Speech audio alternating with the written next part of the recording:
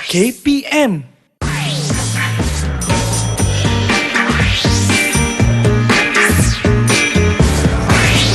Didik TV KPM. Assalamualaikum warahmatullahi wabarakatuh dan salam sejahtera. Anda sedang menyaksikan Didik TV KPM bersama dengan saya Azhar Hilmi. Dan yang paling penting untuk sukses SPM 2021 pecutan ini, kita nak teruskan sesi ulang kaji kita dengan mata pelajaran yang telah pun kita sediakan untuk hari ini.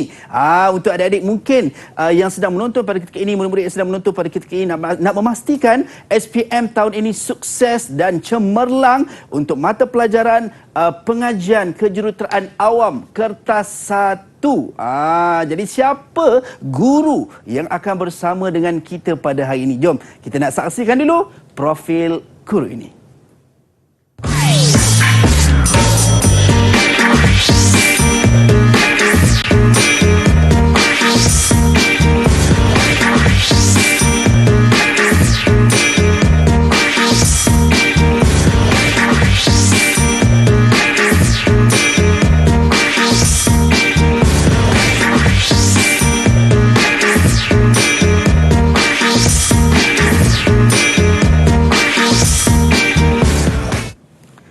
Baik, kita bersama dengan Cikgu Syukri. Assalamualaikum Cikgu, kita persilakan Cikgu.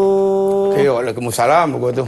Cikgu sihat Cikgu? Sihat. Alhamdulillah. Nampak ceria, nampak bertenaga. Saya yakin dan percaya murid-murid dekat rumah pun semua dah bersedia dan bertenaga Cikgu. Yeah. Nak ambil nota-nota penting untuk pengajian kejuruteraan awam untuk kertas 1 ini Cikgu. Mungkin untuk awal ni Cikgu, supaya kata-kata semangatlah untuk murid-murid kat luar sana Cikgu. Okey, kata-kata semangat dari saya. Jangan takut. Exam kita senang sahaja tajuk ini. InsyaAllah hari ini cikgu akan bantu anda. Itu dia. Kita nak bongkarkan satu persatu bagaimana nak menjawab kertas pengajian kejuruteraan awam kertas 1 ni Cikgu. Ya, betul. Jadi kita tak nak lengahkan masa lagi. Kita nak persilakan Cikgu untuk kita mulakan kelas kita pada hari ini. Silakan Cikgu. Terima kasih Allah. Sama-sama Cikgu. Jadi kita teruskan ya ke kertas kita pada hari ini. Okey, yang pertama kita ada sukses SPM 2021 pecutan ya. Pengajian kejuruteraan awam. Okey. Jadi kita tengok dulu tarikh peperiksaan lah. Tarikh peperiksaan kita adalah pada bila tu? 15 Mac 2022, hari Selasa ya. Jangan murid-murid salah pilih hari pula. Bangun awal ya. Okey, masa dia 2.30 petang hingga 5 petang. 2 jam 30 minit ya. Kod kertas kita 3761 Palang 1. Okey, dan kita ada beberapa format lah yang kita kena ikut. Format baharu pentaksiran MPET, mata pelajaran elektif teknikal lah. Murid-murid KSSM pengajian kejuruteraan awam. Okey, sekarang ni apa yang kita akan bincangkan pada hari ini, kita bukan berdasarkan kepada maklumat-maklumat yang tidak diketahui lah. Kita ada beberapa panduan yang kita akan ikut. Ini tu kita tengok pada Hazal tunjuk tu, format pentaksiran lah. Maksudnya MPET juga. MPET, mata pelajaran elektif teknikal. Jadi maksudnya kita akan ikut semua maklumat ni daripada format pentaksiran. Bagaimana kita nak menjawab dengan lebih baik lah. Ada contoh-contoh soalan, boleh akses daripada internet. Maksudnya bukannya sesuatu yang rahsia ya. Semua boleh diketahui daripada internet, format pentaksiran. Okey, boleh cikgu teruskan. Jadi kertas 1 ni untuk tahun SPM 2021 ni adalah merupakan kali pertama lah. Maksud dia anak-anak murid sangat bertuah lah tahun ni. Kita ada 2 paper ya. Paper 1 dan paper 2 kan. Jadi paper 1 ni mengambil masa selama lebih kurang dalam 1 jam lah. 1 jam untuk 2 jam setengah untuk kita jawab. Paper 2 ni kita dah buat dah sebenarnya dia. Okey, ni dah paper 2, format pentaksiran KSM kertas 2. Okey, kita berdasarkan kepada PBS, pentaksiran berasaskan sekolah ya. Instrumen pentaksiran kita kerja khusus, masa 7 bulan, jumlah markah 100, wajaran SPM 30%, tajuk kajian kes, pelaporan dan produk. Okey, untuk pengetahuan semua, kita sudah ada 30%. Kita dah siap dah. Cikgu ucapkan tahniah kepada anak murid semua, saya yakin. Maksudnya hari exam nanti, kita cuma nak dapatkan 70% sahaja lagi. Akan dapat 10 pun dah 40. Kalau ikut logik sekolah lah kan. 40 tu dah skor dah tu. Ataupun minta maaf, bukan skor, dah lulus. Tadi hari cikgu datang nak skor A+ saja. Lagi 70% kertas satu. Cikgu yakin boleh buat tu. Okey. Jadi format pentadbiran kertas satu.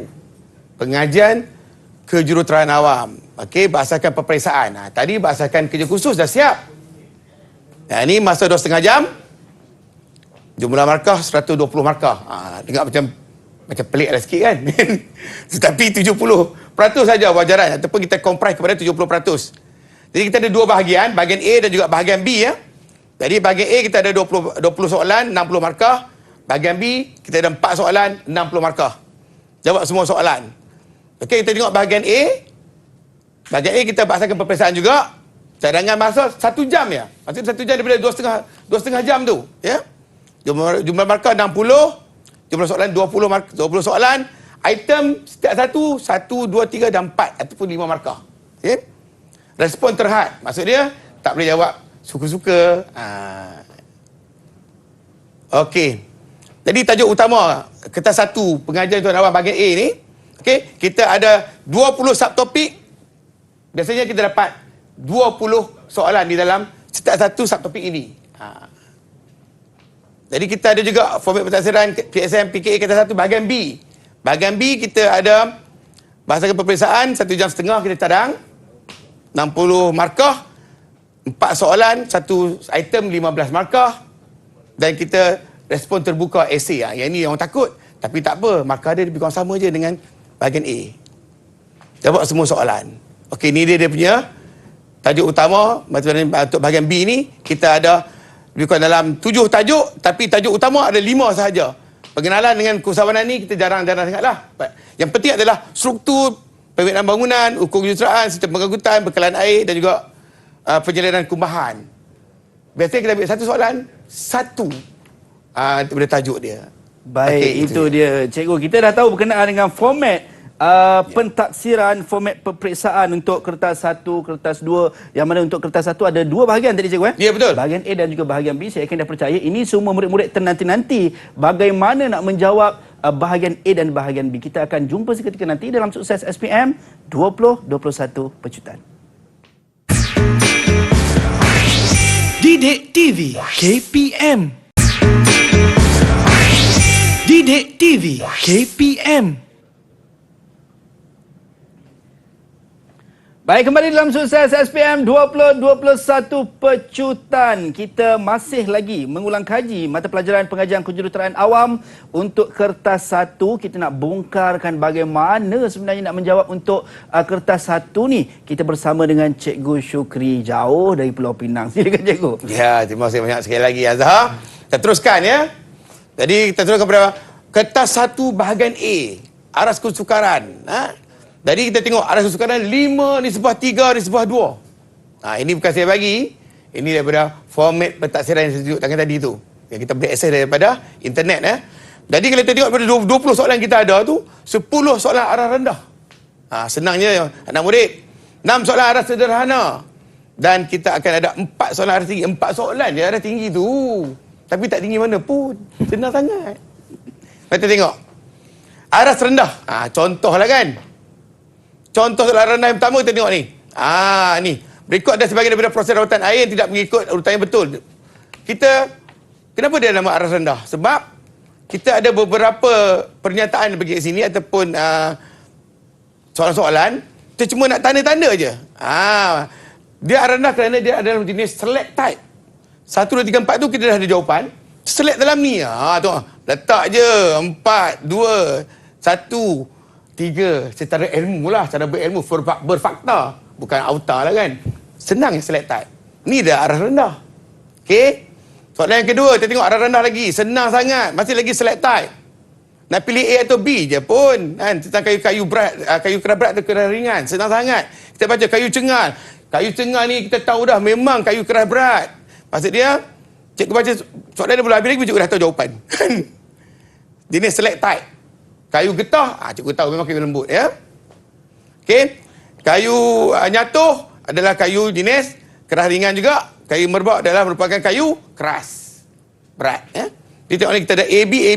Jadi menjadi rendah kerana kita dapat jawapan daripada soalan. Kita cuma select saja jawapan tu. Ini kita nampak jenis lain sikit. Ini nama jenis supply type. Jenis supply nampak macam susah, tapi senang. Ada orang tu jawab macam ni tau. Dia jawab, nyatakan kategori tanda lalu lintas itu. Dia jawab, H, ada apa? Dia cakap, hospital. Dia jawab yang GPJ punya, Jabatan Pengerusi Jalan. Laluan motosikal. Jawapan tu tak betul. Itu bukan jawapan kita, itu jawapan-jawapan dia daripada orang nak ambil exam memandu tu. Kita nak ambil exam PKA lain. Jawapan kita adalah kategori tanda lalu lintas, tanda maklumat, tanda peraturan, tanda amaran. Kenapa dia boleh ada dua ni? Sebab ni adalah mak dia, ni anak dia. Tapi dia masih lagi mudah. Ramai dapat jawab soalan ni, cikgu yakin. Okey? Jadi ini arah sederhana. Tengok arah sederhana kita bahagian A dan juga kita satu bahagian A. Yang ni dia lebih susah sebab apa? Jawapan dia kita kena supply. Ni maklum. Untuk mengalirkan air hujan, B untuk kerja-kerja pemeriksaan dan penyelenggaraan. Maksud dia kalau kita tengok fungsi kepada rangkaian pipe ni sangat susah. Kalau tanya tentang terminologi dia, A tu apa, B tu senang. A adalah pipe air hujan, B adalah merupakan lurang. Senang. Tapi tanya fungsi, jadilah sederhana. Okey, ni masih lagi tentang supply type ataupun kita membekal. Ciri kelebihan kaedah pembinaan Lestari. 4 ciri. Kalau tak baca buku, minta maaf. Tak boleh nak auta. Mesti kena fakta. Okey? Ini jawapan-jawapan dia. Cikgu yakin semua dah baca, cikgu semua dah tahu kan? Anak-anak murid kan? Cikgu yakin dah dekat sangat lain ni, lagi 2 minggu je. Arah sederhana yang seterusnya adalah kaedah gaian air, kaedah pam, kaedah graviti, kaedah pandan tekungan. Masih lagi di bawah arah sederhana kerana kita kena supply jawapan. Okey, seterusnya kita tengok tentang arah tinggi. Arah tinggi ni biasa saja. Arah tinggi mesti soalan adalah soalan-soalan pengiraan. Soalan-soalan pengiraan. Tengok ni. Ini soalan momen. Ini untuk orang awam ni faham lah ni. Dia tengok, kacang ni. Saya yakin di rumah tu mesti kata, Allah soalan macam ni je. Betul tak? Arah tinggi. Soalan arah tinggi untuk batas 1 bahagian A. Soalan reka bentuk asas. Simple juga. Tapi kalau tak tahu formula, tak dapat jawab. Okey? Jawapan Q sama dengan P over A. Itulah keupayaan galas tanah sama dengan P over A. P adalah pressure 250 dan dengan A area. 1.2 dan 1.2 ataupun 1.2 tak kena dapat jawapan. Macam ni ya jawapan dia. Arah tinggi. Senang kan? Kita satu bahagian A. Okey, contoh kesedaran murid. Ini penting. Jadi ini jangan buat. Dalam kertas 1 bahagian A. Ini jangan buat. Memberi jawapan tidak lengkap ataupun sembelih lewa. Jawapan dia. Soalan kita ada. Ini jawapan dia. Jawapan betul. Tapi murid-murid bagi jawapan macam ni. Dia cakap udara, dia cakap lembapan, dia cakap air liang, dia cakap bahan organik. Jawapan yang dia bagi ni adalah tidak ada kata kunci. Kandungan udara, kandungan lembapan dia tak bagi. Perkataan kata kunci tu.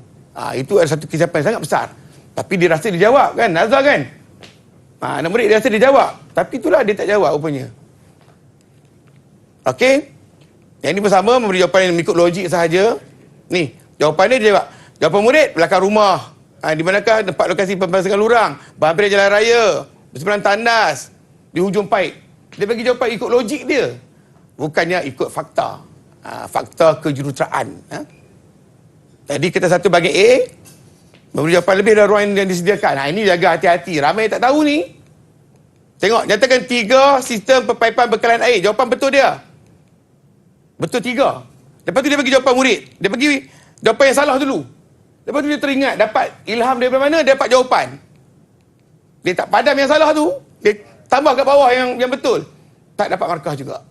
Pastikan jawapan yang betul di dalam slot jawapan yang betul. Itu kertas 1, bahagian A. Tidak macam dengan teliti. Orang nak kaedah pengukuran, dia bagi unit ukuran. Keluasan dia bagi meter persegi. Isi padu dia bagi meter padu. Soalan nak kaedah pengukuran. Dia bagi unit pengukuran. Dan seorang lagi pandai jawab macam ni. Ya, cikgu. Sat, dia bagi unit, lepas tu dia bagi tulisan. Macam ni pun salah juga. Kena faham. Kena faham betul-betul. Kalau nak kaedah, bagi kaedah. Nak unit, bagi unit. Okey? Jadi, contoh kita murid menjawab soalan kertas 1 bahagian A. Tidak cuba menjawab soalan betul atau salah. Yang ni lagi kesian. Soalan dia. Dia jawab, betul. Dia jawab, salah. Dia jawab, salah. Cikgu tak nak baca. Selalunya soalan ni, yang pernyataan ni, dia bagi pernyataan yang sukar, difahami. Contohnya, kandungan air dalam tanah yang tinggi akan menyebabkan tubuh yang tanah rendah. Kita macam hari itu, kita tak dapat fikir. Jadi, Jadi ingat, ataupun kita tak percaya langsung lah. Tak percaya langsung memang tak tahu langsung kan. Senang sahaja. Kata satu bahagian A ni kalau tak tahu, betul salah ni, cikgu cadangkan. Jangan tinggal kosong. Itu terlalu jujur kan. Tanah sebelah je. Belah salah ataupun belah betul. Terpulanglah pada keimanan kita hari itu. Kalau Tuhan Allah tak nak bantu kita, tu namanya usaha dan juga bertawakal. Dapat tanda semua salah, dapat 2 betul. Asyiklah. Kalau tanda sebelah dia betul semua, dapat 1. Ini kaedah kita nak jawab lah. Kalau masa tinggal kosong. Jangan tinggal kosong. Okey, kesilapan lain dalam menjawab soalan kita 1 bahagian A ya. Okey, pertama. Tidak ambil berat 1 unit dan titik perpuluhan. Ini kena ingat ni. Kena ambil berat lah unit. Kena ingat. Cikgu dah pesan kan? Untuk ukur kejuruteraan, survey, mesti 3 titik perpuluhan. Ingat tu, 3 titik perpuluhan. 3 decimal point. Untuk kandungan lepapan, mesti 2 titik perpuluhan. Untuk reka bentuk asas, 2 titik perpuluhan. Kita ni, engineering, mesti fakta. Jadi, kena ikut. Jangan auta. Cuba kita kali ya. Ini kena ambil berat. Yang kedua, tidak menggunakan kalkulator untuk membuat hitungan. Pakai congak. Macam terror. Tapi salah. Bila hari exam, kita kelam kabut dah. Walaupun kita 1 bahagian A, dan dalam 1 dalam 1, dah tertulis 11. Hari biasa kita pandai, tekan-tekan kalkulator. 1, 1. Yang mana? Itu kena pastikan kan. Tak tak? Betul. Saya harap tak jadi macam itulah. Pakai kalkulator buat hitungan. Walaupun nampak simple. Okey? Dan juga, dia tak suka tulis formula. Ini masalah juga ni. Okey, cikgu nak beritahu. Dalam hitungan, kita mesti tulis formula kata 1 bahagian A. Macam mana kita membuat pemberian markah? Kita akan bagi markah biasanya kata 1 bahagian A, 3 markah setiap satu soalan. Jadi soalan-soalan hitungan, dia akan melibatkan yang pertama, kita panggil sebagai formula. Yang kedua, method, kaedah. Yang ketiga, answer. Jawapan dia. Jadi maksud dia, kalau kita buat tulis formula, betul. Method salah. Answer salah. Kita dapat 1 markah. Tapi kalau kita hem-hem kan? Method tak buat. Lepas tu, ni formula tak buat. Method buat. Salah. Answer salah. Kosong. Kan? Lepas tu, kita pula satu lagi, kita buat method, formula tak tahu, tak buat. Lepas tu, method pula salah. Cuma ada answer jawapan betul. Yeah. Manalah tahu Allahu'alam, kita tak minta kan. Tiba-tiba Tuhan terbagi ilham, dapat struktur ni berapa kilometer, 10 kilometer, tulis 10 kilometer, jawapan saja. Dapat 1 markah. Baik. Tapi yang cikgu nak bagi tahu ni maksud dia, formula mesti tulis. Ya. Okey. Jadi itu melengkapkan cikgu untuk mendapatkan markah. Baik, tadi cikgu tekankan fakta, jangan auta. Mungkin sepanjang cikgu dalam bahagian A ni, maksudnya murid-murid tidak boleh membuat jawapan sendirilah cikgu. Maksudnya ya, betul. Jawapan ni betul, boleh. Secara logiknya tak boleh lah. Tak, maksud dia jawapan tu boleh bagi, tapi di dalam slot-slot tempat jawapan yang dia bagi tu. Baik. Jangan terkeluar dari tempat tu. Baik. Jadi mesti berdasarkan fakta tadi. Kalau kita tengok yang cikgu, kita recap balik cikgu untuk yang contoh soalan yang bagi lebih. 3 soalan atas dia bagi jawapan yang salah, 3 jawapan bawah tu jawapan yang betul. Tapi kita tak tengok. Takkan tengok. Maksud dia penyemak akan menanda bahagian yang salah tu je. Lepas tu di bawah tu dia tak tengok. Jadi pastikan tulis yang betul dulu. Lepas tu yang bawah-bawah tu buat tulis yang salah. Tak apa lah. Baik. Jadi murid-murid perlu peka dan prihatin cikgu terhadap diri sendiri untuk memastikan dapat markah yang di awal tadi cikgu sebut supaya kita dapat lulus SPM khususnya dalam mata pelajaran pengajian kejuruteraan awam kertas 1. Baik cikgu, kita dah tahu teknik-teknik yang cikgu kongsikan untuk bahagian A. Kejap lagi kita nak tahu juga bahagian B. Anda semua jangan ke mana-mana, kembali selepas ini dalam Sukses SPM 2021 Pecutan. Didik TV KPM. Didik TV KPM. Baik, kembali dalam Sukses SPM 2021 Pecutan untuk mata pelajaran pengajian kejuruteraan awam kertas 1. Kita nak teruskan bersama dengan Cikgu Syukri untuk bahagian B cikgu ya. Ya. Itu dia. Silakan cikgu. Okey, terima kasih sekali lagi Azhar. Bahagian B ni, kita tengok kata bahagian B ni bahagian yang lebih mencabarlah dulu dia. Sekarang ni biasa-biasa je kan. Saya yakin boleh buat. Kita tengok ada apa dalam bahagian B ya. Bahagian B ni kita sama juga, kita punya aras kesukaran dia 5-3-2. Tetapi soalannya hanya 4. Cuba tengok soalan dia. Jadi 2 soalan aras rendah, 1 soalan aras sederhana, 1 soalan aras tinggi. Tak ada pilihan lah. Sebab kita dah memang ada 5-3-2 ni 10, nak bahagi tak boleh. Yang tadinya kita 1 bahagian A kita ada 20. Boleh dah bahagi kepada 10, dapatlah seorang 10, 6-4 kan. Ni tak boleh. Ni dapat 2, 1-1. Jadi kita tengok macam mana soalan aras rendah, aras sederhana dengan aras tinggi. Ya? Untuk kertas 1 bahagian B. Okey ke? Mari kita tengok. Ya, soalan kertas aras rendah, kertas 1 bahagian B. Okey, ini soalan dia. Raja menunjukkan sebahagian alatan digunakan untuk menjalankan ujian penurunan kerja konkrit. Ni Amai dah tahu dah saya cakap apa ni. Ujian penurunan ni selam test dia panggil dalam bahasa Inggeris cikgu ya. Selam test cikgu. Selam test ya. Okey, ni dah. Cantik kita punya ilustrator terlukis ya. Selam test. Memanglah dia punya gambar dia ni memang warna kelabu ni memang betul. Jadi tengok soalan dia. Huraikan prosedur untuk menjalankan ujian ini ataupun ujian itu. Kenal pasti 3 keputusan yang mungkin berlaku hasil daripada ujian ini untuk diberikan dan berikan sebabnya. Okey. Yang pertama, kita tengok jawapan dia. Di jawapan kita, prosedur ujian penurunan. Ini maksud dia ni, tidak ada pilihan dah. Kalau soalan ni keluar, kalau kita tak membaca dia punya prosedur ni dalam buku, kita tak ingat, tak hafal step dia, kita agak sukar. Tapi biasanya soalan ni agak senang sikit. Sebab kita dah mendapat praktikal kan. Kita buat praktikal kat sekolah dengan, walaupun kita ada PKP, nasib kita baiklah ketika kita 4 dulu, sebelum PKP kita sempat buat. Tajuk ni di awal-awal. Yeah. Jadi saya yakin ramai orang dapat berfikir. Pastikan permukaan frustran bersih. Nama fras tu, dia tak fras apa-apa pun. Bersih kan. Letakkan frustran di atas plat tapak. Isi kemajuan konkrit ke dalam frustran sebanyak 4 lapisan. Setiap lapisan dipadatkan dengan rod pemadat sebanyak 25 kali hentakan. Frustran ditarik secara menegak. Terbalikkan frustran dan letakkan bersama dengan susunan konkrit. Ukur dan catat jenis penurunan yang berlaku.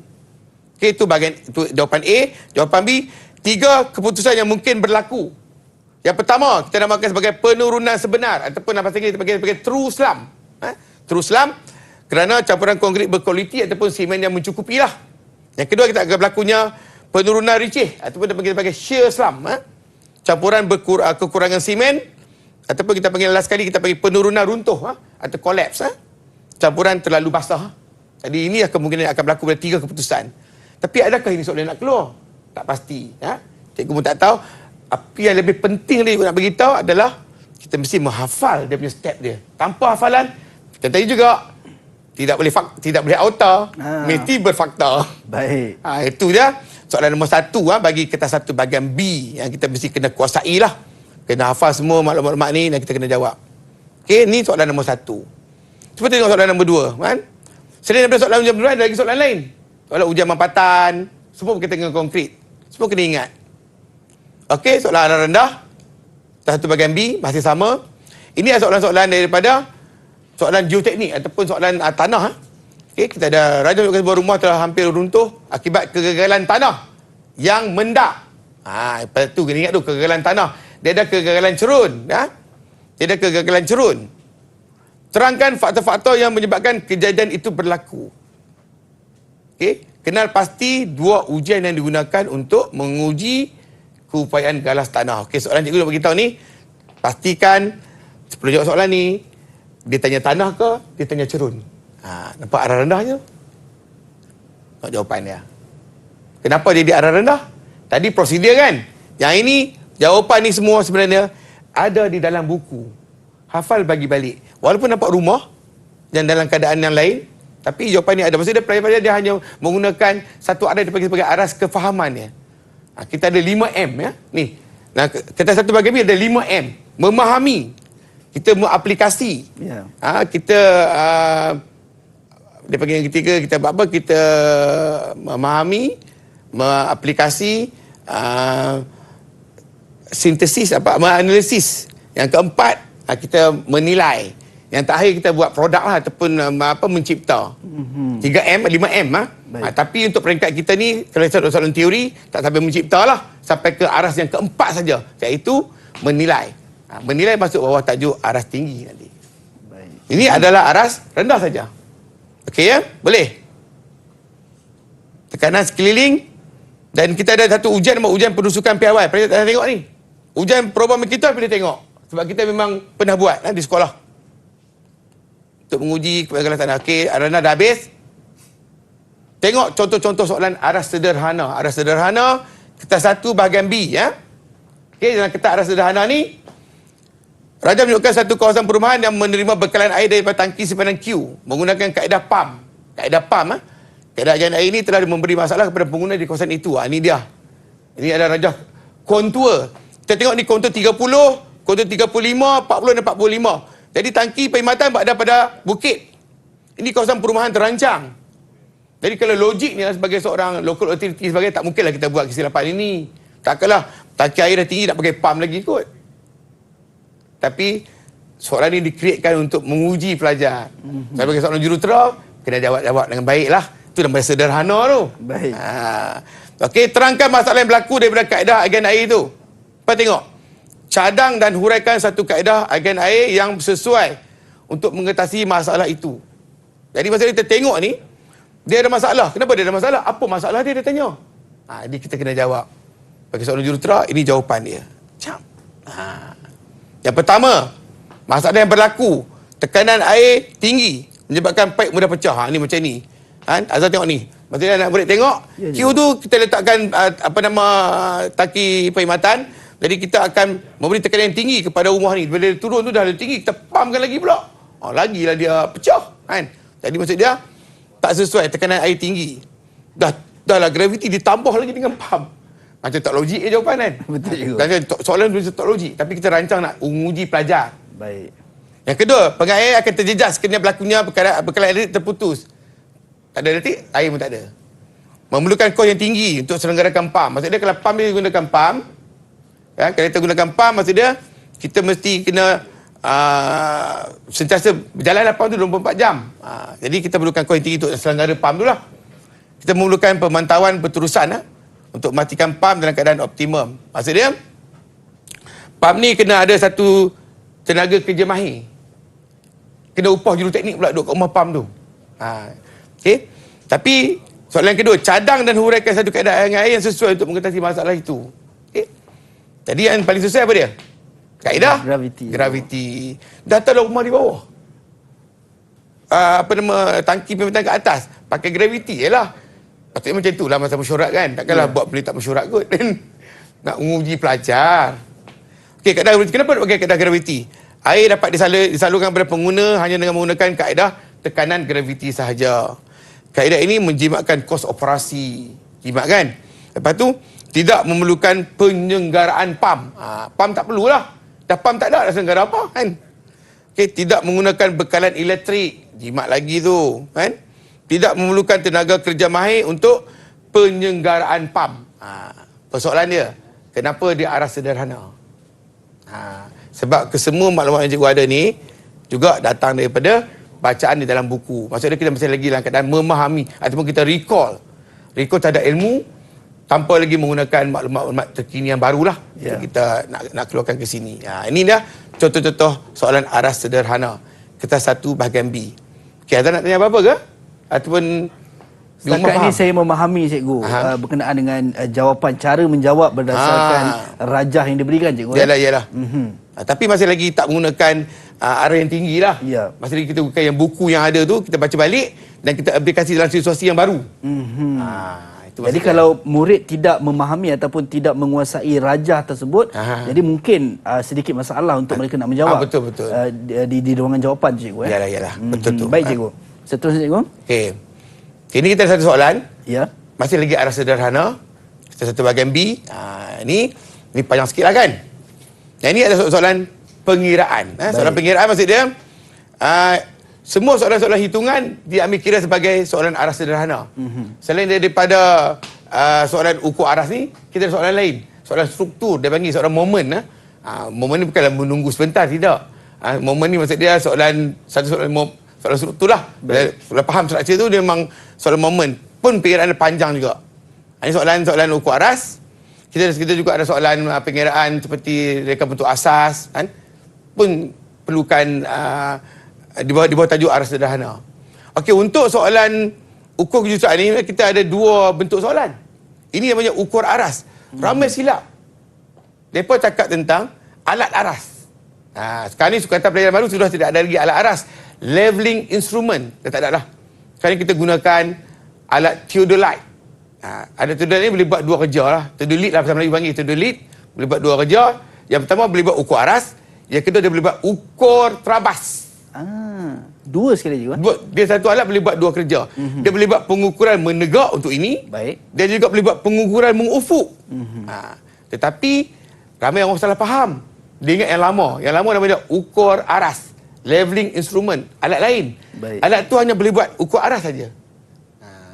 Jadi kemungkinan ada dua bentuk lah. Bentuk ni pun boleh. Bentuk soalan ukur terabas pun mungkin. Hari ni adalah ukur aras. Tengok jawapan dia. Okey, lengkapkan borang pemukuan kerja ukur aras itu. Ni, nak lengkapkan ni. Okey, lakukan semakan aritmetik. Ni soalan popular ni. Soalan ni kalau pekat kejuruteraan awam ni memang soalan ni memang minat lah kan. Lakukan semakan aritmetik, lakukan ketepatan kerja ukur. Beza tu. Tengah dia ingat sama, tak sama. Dan nyatakan alasan. Okey, ini soalan dia. Ada benda tak lengkap banyak ni.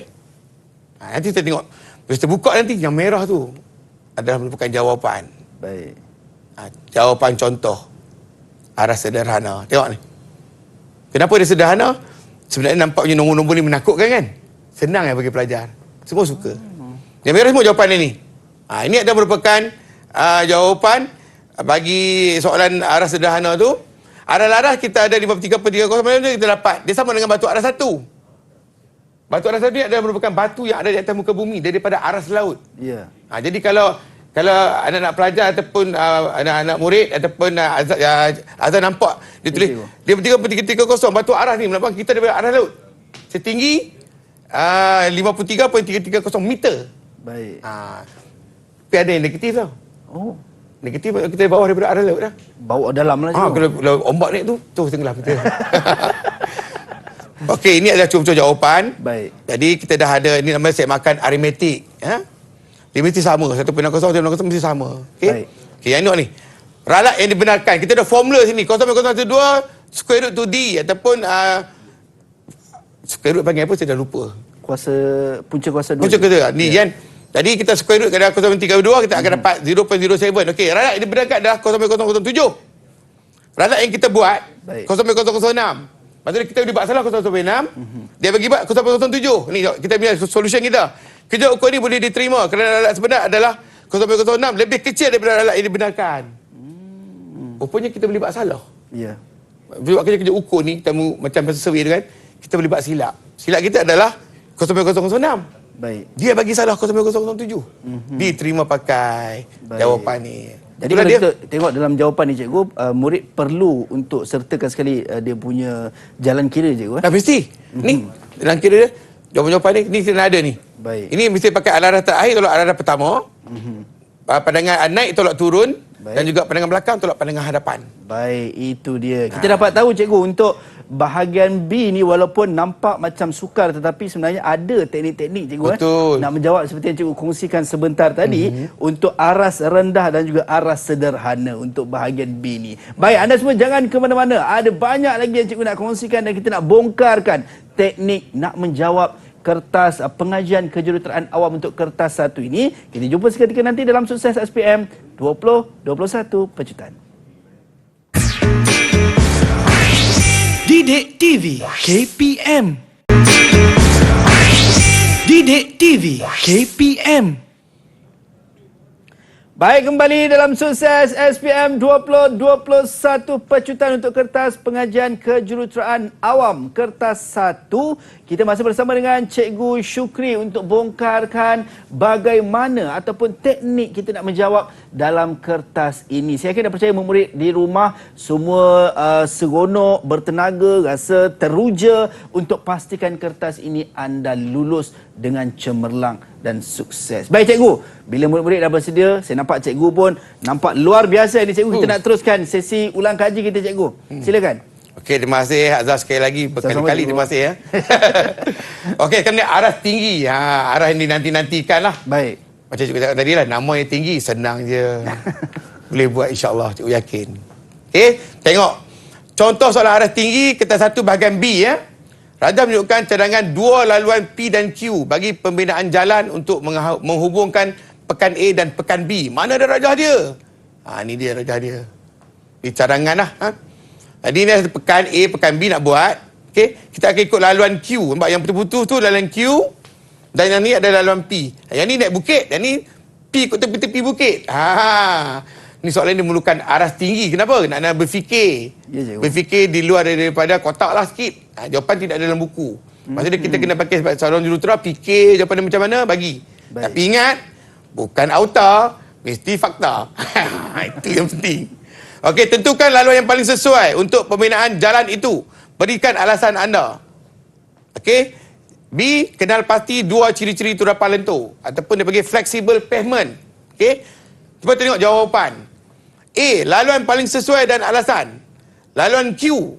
Walaupun kita ditanya yang mana paling sesuai, kita mesti cerita kedua-dua dia. Tu dah ada keluar suara Penang kan.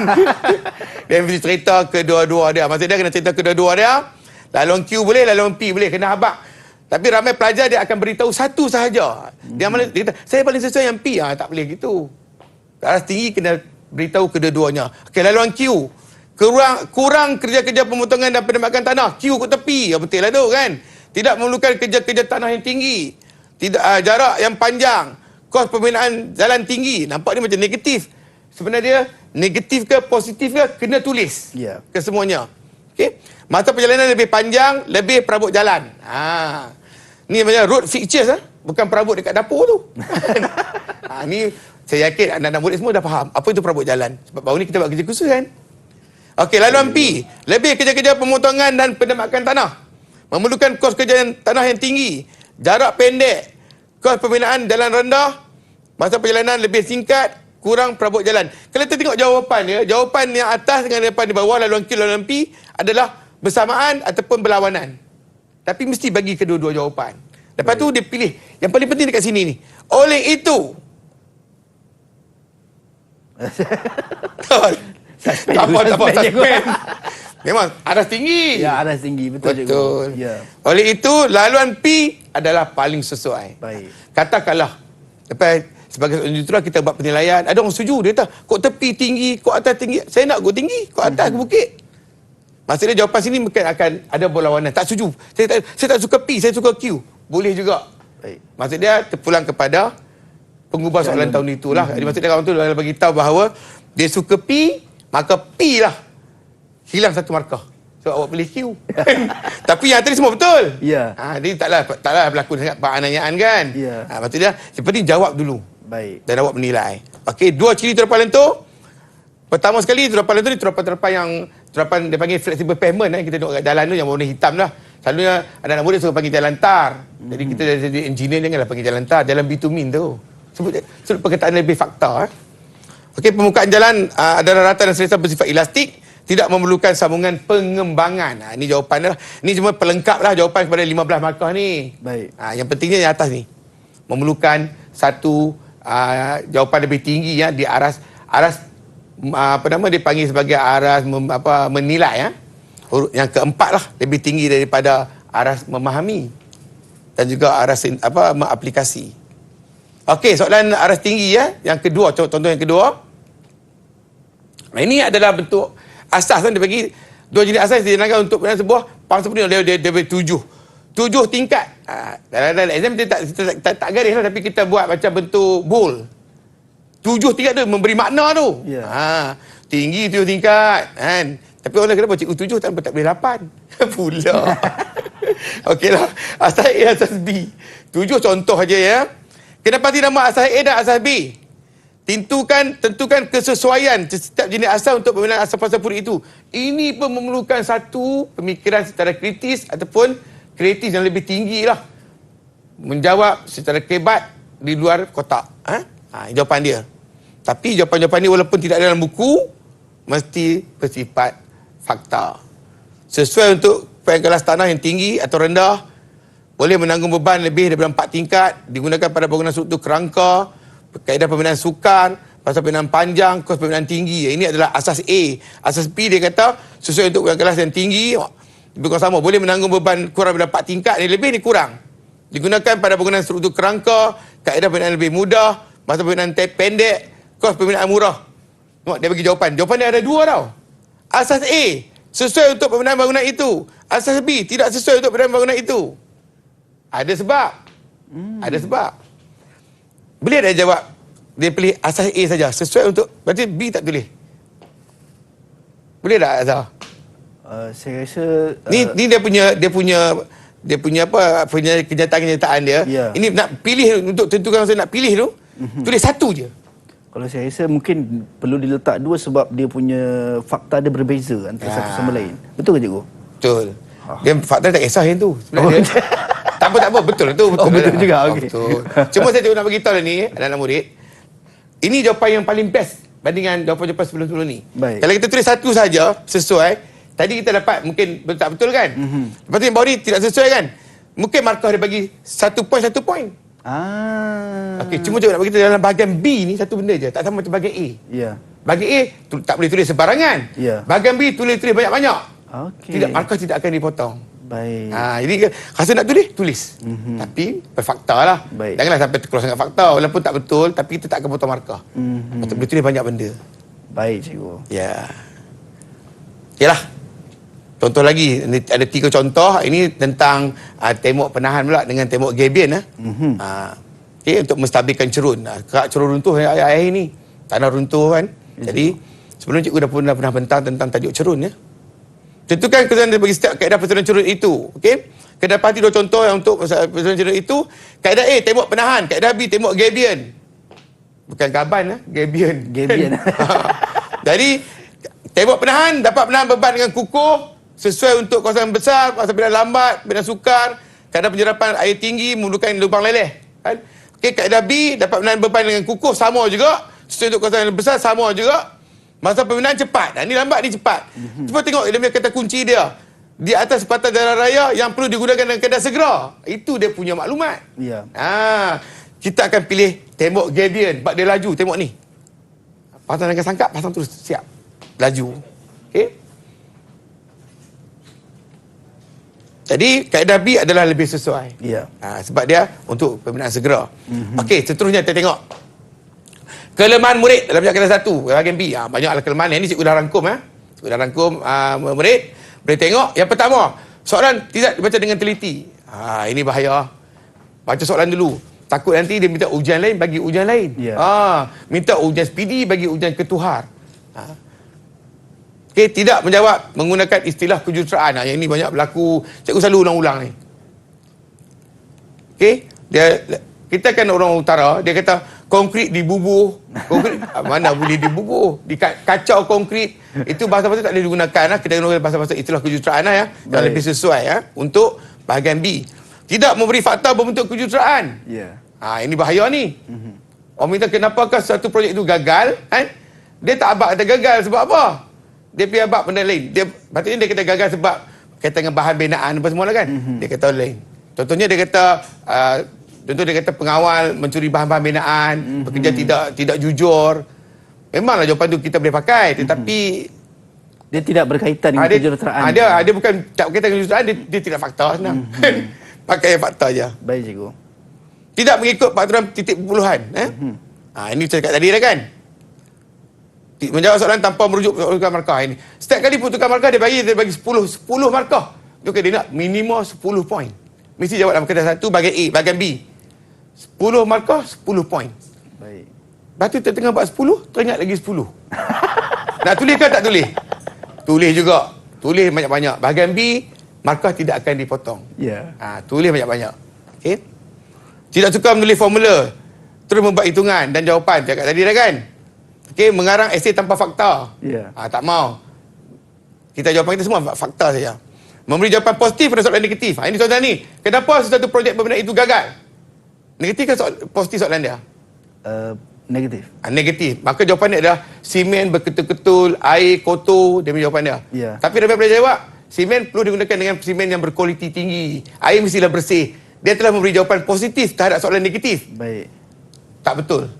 Pastikan jawapan positif, soalan positif. Baik. Jawapan negatif, soalan negatif, jawapan pun negatif. Baik. Jika ada pilihan jawapan, memilih jawapan yang kurang isi. Ada juga. Dia bagi pilih A atau B. Dia pilih yang bahagian yang tak ada isi tu betul dia tak dapat idea nak bagi maklumat. Baca dulu betul-betul. Ini yang paling penting ni. Suka memotong atau membatalkan jawapan kerana kurang yakin. Ni. Okey. Jangan potong. Okey. Untuk soalan penilaian dan cadangan tidak memberi fakta kepada sistem yang dipilih sebaliknya menyatakan kelemahan sistem lain. Dia pilih A tapi dia tak puji A, dia puji B. Ataupun dia mengata G. Ni. A tak betul, dia kata kat B. Ya. Itu tak boleh pakai lah. Kan? Okey. Tajuk utama yang perlu dikuasai dan diberi perhatian. Ni, kertas satu bahagian A tak ada pilihan. Kertas satu bahagian A, jawab semua. Sampai habis. Baca buku, khatam. Minimum, baca sekali. Patutnya baca sekali ni bukan sekali lah ni. Berkali-kali kan. Itu minimum lah cikgu. Minimum lah. Kertas satu bahagian A ni. Kertas satu bahagian B, mesti hafal semua soalan prosedur. Banyak ni soalan prosedur. Ujian penurunan, mampatan, ujian probok, ujian speedy. Semua kena hafal. Tak ada pilihan. Mesti kuasai semua soalan hitungan. Kiraan ni. Momen, reka bentuk asal, ukur, taksiran. Semua kena kuasai. 2 minggu lagi dah. Belajar dengan cikgu macam mana nak mengira dengan betul.